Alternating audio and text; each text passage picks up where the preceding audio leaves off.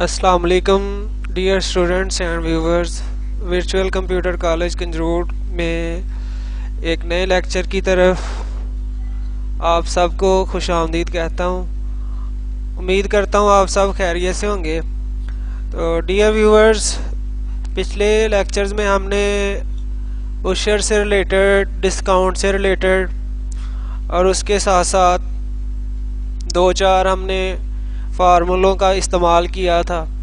तो इसी तरह हम अब अपने नेक्स्ट जो प्रैक्टिकल है उसकी तरफ चलते हैं और उसी को इस्तेमाल करते हुए प्रैक्टिकल भी इसका यूज़ करेंगे और आप लोगों को फार्मूले का भी इस्तेमाल जो है इसमें करवाएंगे।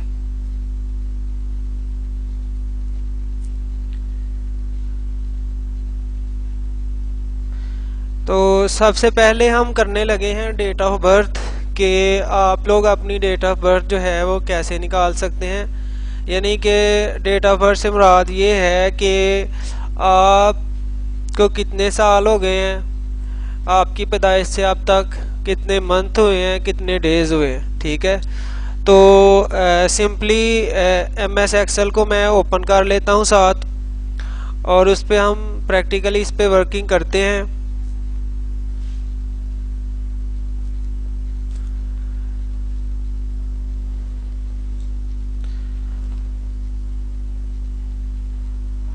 तो यहाँ पे मैंने क्या किया कि यहाँ से कुछ सेल जो है वो मैंने मर्ज कर दिए राइट क्लिक करके, और इधर मैंने जो तहरीर कॉपी की है उसको जो है वो पेस्ट करते हैं। मीन्स कि हमने ये की हुई है। तो अब यहाँ पे लाइक दैट हमारे पास था डेट ऑफ बर्थ और इधर ला के हम पेस्ट करते हैं। ठीक है, तो इसका साइज थोड़ा सा हमने बढ़ा दिया और इसको मैं बोल्ड कर देता हूँ। और अब यहाँ पे हेडलाइन हम ले के आते हैं लाइक दैट। ये हमारे पास हेडलाइन है यानी टाइटल है, इसको हम ले आए, कॉपी किया। कॉपी करने के बाद हम इसको इजीली क्या कर देते हैं, पेस्ट कर देते हैं। तो सबसे पहले देखिए नेम है, उसके बाद डेट ऑफ बर्थ है, ईयर्स है, मंथ है, डेज हैं। ठीक है, तो पिछले डेटा से हम कोई यहाँ पे स्टूडेंट्स के नेम ले लेते हैं।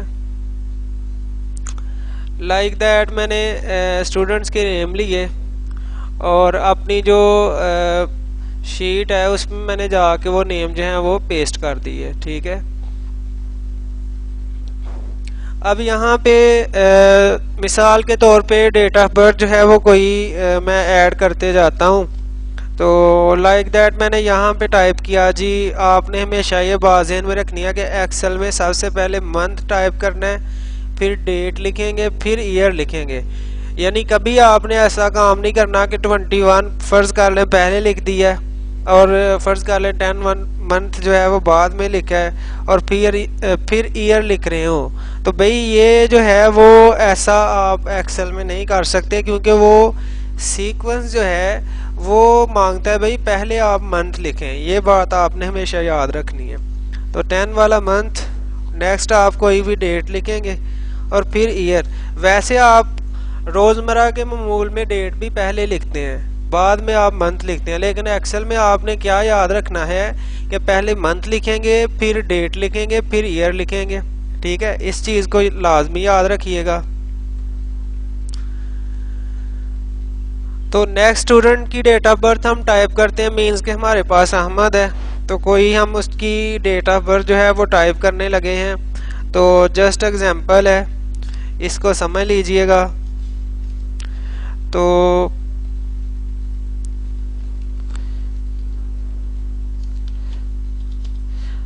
मीन्स कि मैं जल्दी से कोई डेट जो है यहाँ पे टाइप करते जाता हूँ।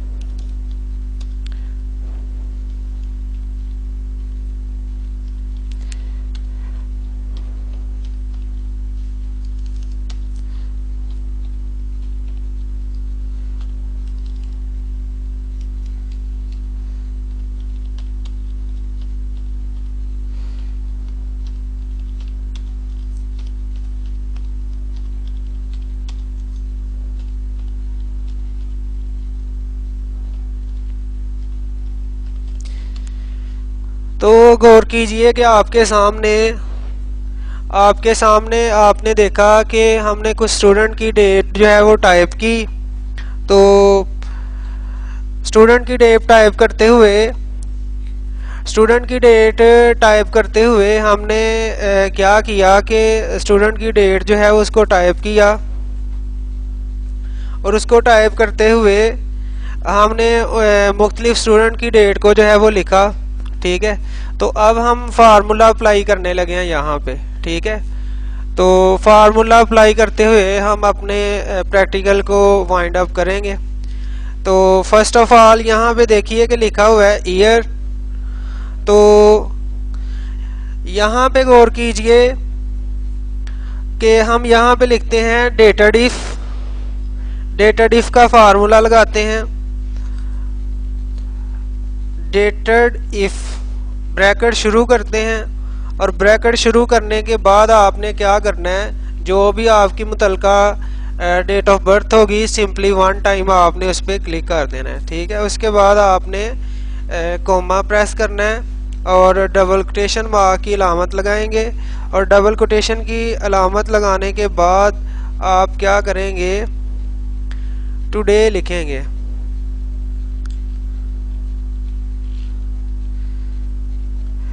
डबल कोटेशन मार्क की अलामत इधर काम नहीं करेगी, सिर्फ टुडे लिखें और डबल ब्रैकेट को चूज़ करें, और उसके बाद आप सिंपली कॉमा प्रेस करें, और बाद में आपने डबल कोटेशन मार्क लगाना है और जस्ट वाई प्रेस करना है, और फिर डबल कोटेशन मार्क लगाएंगे और ब्रैकेट क्लोज करेंगे और एंटर कर देंगे।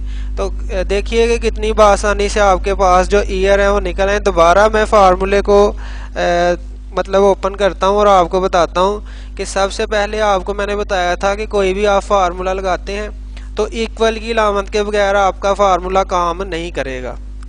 तो इक्वल डेटेड इफ ब्रैकेट शुरू B5 नहीं आपने याद रखना, B5 की जगह आप लोग लिखिएगा डेट ऑफ बर्थ, जो आपकी मुतलका डेट ऑफ बर्थ होनी है।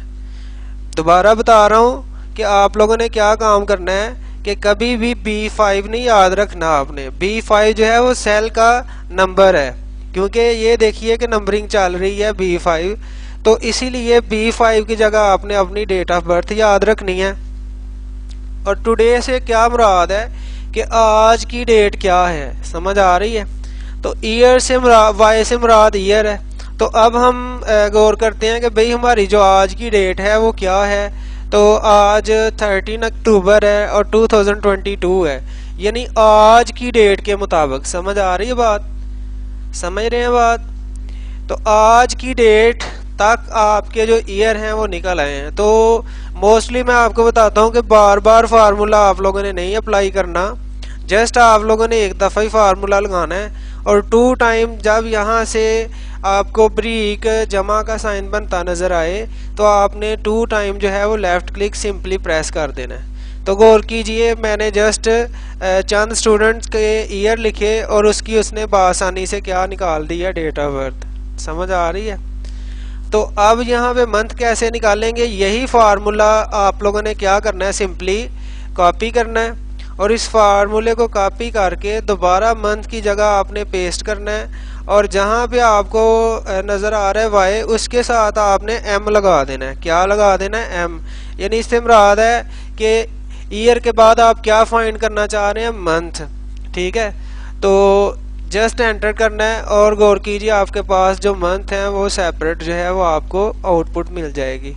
तो ये गौर कीजिए कि आपके सामने मंथ निकला। इसी तरह डेज हैं, तो दोबारा फार्मूले को आपने क्या करना है, पेस्ट करना है। पेस्ट करने के बाद अब वाई को ख़त्म कर देना है, और वाई की जगह आपने क्या लिखना है,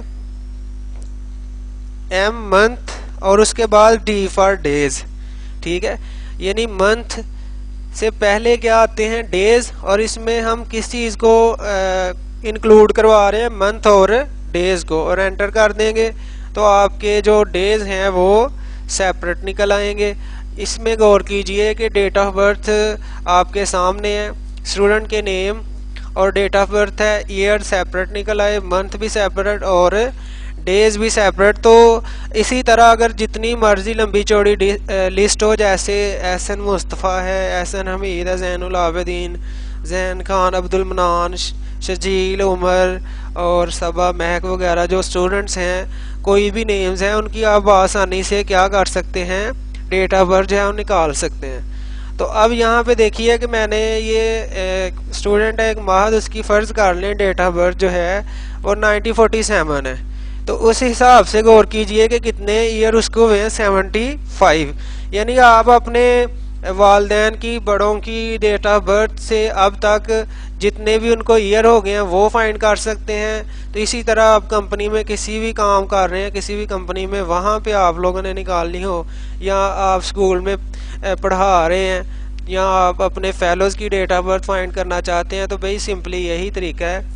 तो इसको आप लोगों ने जो है वो इजीली समझ जाना है। अब मैं कंट्रोल जो टिल्ट का बटन है वो प्रेस करता हूँ और उससे आप लोगों को चेक करवाता हूँ कि गौर कीजिए कि आपके सामने तीनों सेल्स में सिंपली सेम फार्मूला अप्लाई है।